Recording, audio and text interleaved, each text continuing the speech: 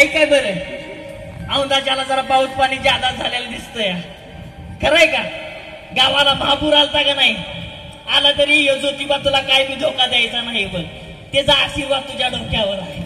hi no समजा ठीक अशीच आनंदात राहा बघ राम कृष्ण हरी सकाळच्या पारी पिंगळाला दारी पहाटच्या पाराला सुखी संसाराला आशीर्वाद द्यायला माऊली कोण हाय काय घरामध्ये काय अजून सकाळ व्हायची आहे तुमची अहो महाराज माईच्या जातीला काय एकच काम म्हणता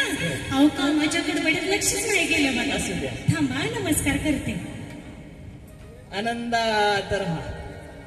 आनंदात राहा यापेक्षा मोठा आशीर्वाद काय तो द्यायचा आहे बर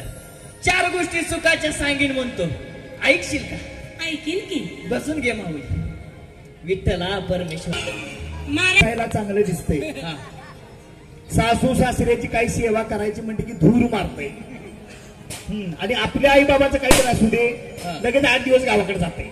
आणि ऐकलं सर काय महाराज काय म्हणतात ते काय म्हणत्या तुमच्या घराच्या परभराटीला मी कारणीभूत आहे मी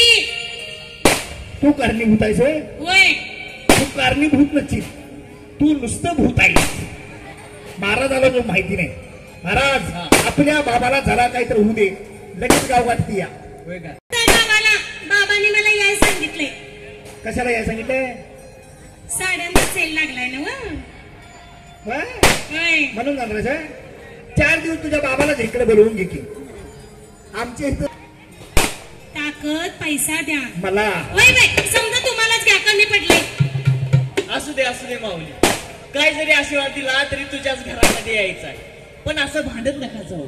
एकमेकाच्या संगतीनं संसार फुलवायला बघा आणि कधी भांडण सत्यात जरा वाचनाला जा कीर्तन ऐकायला जा प्रवचन ऐका संसाराला काय बी कमी पडायचं नाही कुणी करायचं हे तुम्ही मी